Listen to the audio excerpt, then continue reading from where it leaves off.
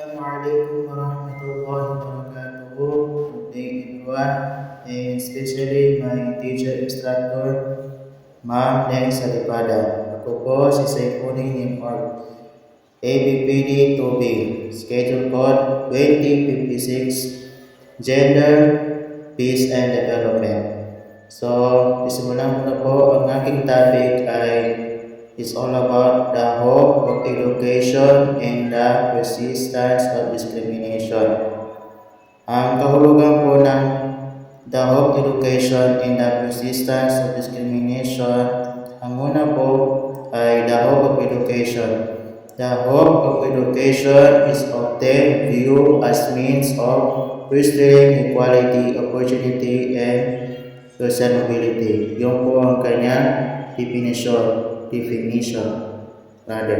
Pangalawa po is the persistence of discrimination despite the transformative power of education. Discrimination continues to exist within educational systems and broader social structure. Yun po ang kahulugan ng the persistence of discrimination. So, ang paliwanag po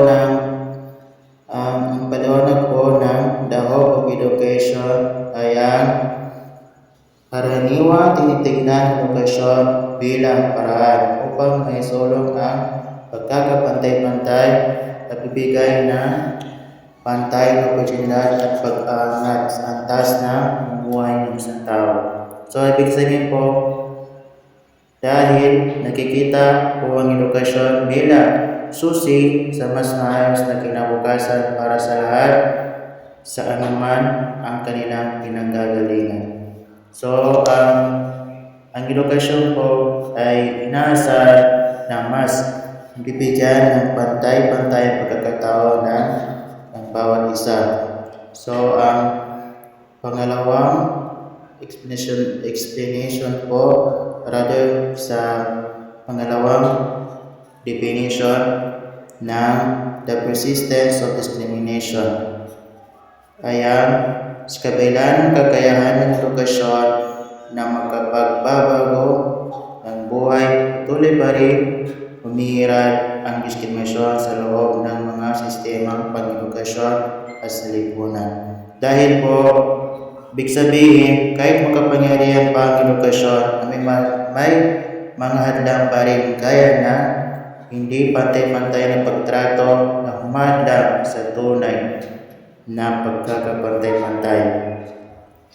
At sa kabila ng kapangyarihan ng taglay ng edukasyon o upang mabago ang buhay ng isang tao, patuloy pa rin hihiran ang diskriminasyon sa loob ng mga sistema ng edukasyon at mas malawak na lipunan.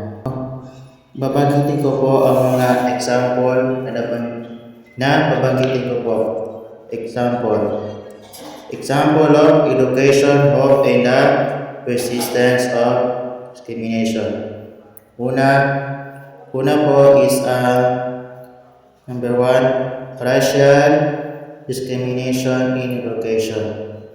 Pangalawa, gender discrimination. Pangatlo, socio-economic discrimination. Pang-apat, disability and education. So, sa panguna po ng example po ng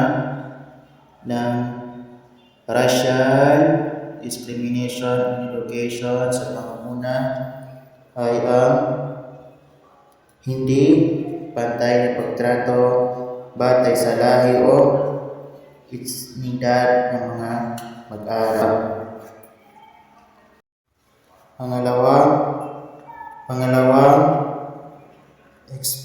Pangalawang example na gender discrimination. Ang gender discrimination po ay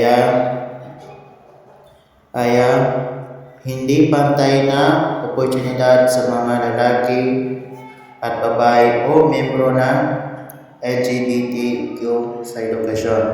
Pangatlo po is socio-economic discrimination. Ang socio-economic discrimination, ito po yung Kaya kawalan ng pantay akses sa edukasyon dahil sa kakulangan sa pera o katayuan panlipunan. Pang-apat, disability and education. Disability and education. Disability and education. Pagkait ng tamang suporta o pasilidad para sa pag-aaral na may kapansanan gaya ng kakulangan sa wheelchair access o learning materials para sa may visual impairment. So, ang edukasyon po ay isa sa pinakamahalagang salik paghubog ng isang tao at ng lipunan. Ito ay tinuturing na susi ng tagumpay at pag-unlad.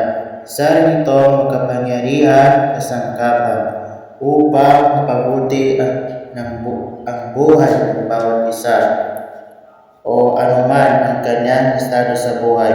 Marami ang naniniwala na ang edukasyon ay nagbibigay ng pag-asa upang makamit ang pagkakapantay-pantay, oportunidad at pag-angat sa buhay. Subalit, sa kabila ng lahat nito, patuloy pa rin umiiral ang iba't ibang anyo na diskriminasyon sa larangan ng edukasyon.